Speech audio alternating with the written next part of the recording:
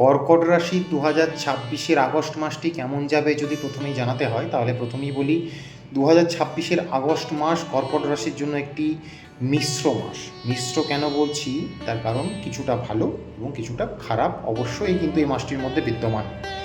আপনাকে প্রথমেই মাথায় রাখতে হবে আপনার যতটি ভালো হবে ততটিই খারাপ হবে, অতএব আপনাকে কিছুটা বুঝে শুনে চলতে হবে, তাহলেই সমস্যার সম্মুখীন আপনাকে হতে হবে না। তো এই সব রাশির জাতক জাতিকা যারা এই ভিডিওটি দেখছেন তাদেরকে প্রথমেই বলি যে আপনাকে স্বাস্থ্যের দিকে একটু খেয়াল রাখতে হবে এই মাসটিতে। কেন বলছি স্বাস্থ্যের দিকে খেয়াল রাখতে হবে, কারণ আপনার মানসিক অস্থিরতা বা মানসিক চাঞ্চল্যতা বা মানসিক একটা চাপ এই মাসটিতে আপনি একটু বেশি অনুভব করবেন অন্য মাসের থেকে।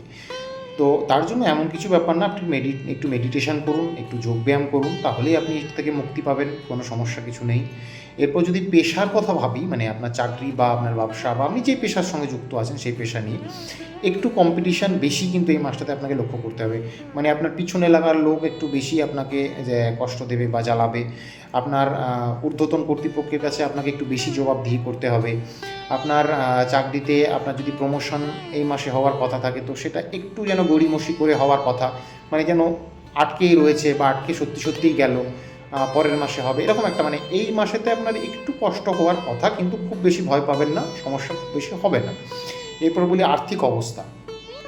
যদি আর্থিক অবস্থা নিয়ে কথা বলি তাহলে প্রথমেই বলবো আপনাকে একটু বুঝে শুনে চলাটাই বেটার, কারণ খরচা যতটা আপনার করতে হবে রোজগার তার থেকে দ্বিগুণ করা উচিত, এটা তো নিয়ম। তো আপনি খরচাটা একটু বুঝে শুনে করুন, তাহলে দেখবেন যে এই মাসটা আপনার অনায়াসে কেটে গেছে, কোনো সমস্যা হওয়ার কথা নয়।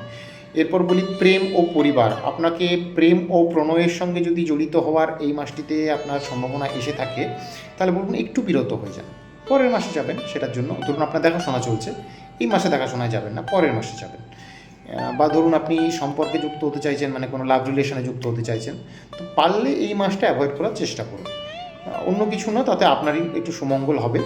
এরপর বলি পড়াশোনা যারা করেন সেই সব বাচ্চাদের কী কথা, একটু পড়াশোনায় মনোযোগ বৃদ্ধি করার জন্য আপনাকে ছোট কিছু কাজ করতে হবে, সরস্বতী যন্ত্র বা দীপক যন্ত্র এগুলো একটু ব্যবহার করতে হবে। যদি আপনার নিকটতম যে কোনো অ্যাস্ট্রোলজারের কাছে আপনি এগুলো পেয়ে যাবেন, কোনো সমস্যা আপনার ছেলে মেয়ের জন্য আপনি ব্যবহার করতে পারেন, যথেষ্ট কাজ পাবেন। যদি তাতেও দেখেন যে সমস্যা হচ্ছে তাহলে অবশ্যই আপনাকে কুষ্টি বিচার বা টিকুঞ্জি বিচার বা হস্তরেখা বিচার করাতে হবে জ্যোতিষের কাছে গিয়ে। আপনি আমার সঙ্গেও পারলে যোগাযোগ করতে পারেন, কোনো সমস্যা নেই। আমি অনলাইনেও করে থাকি, যদি পারেন তো আমার চেম্বারেও এসে যোগাযোগ করতে পারেন। আমি অনলাইনের ফোন নাম্বার আপনাকে দিয়ে দেবো এই স্ক্রিনের মধ্যেই।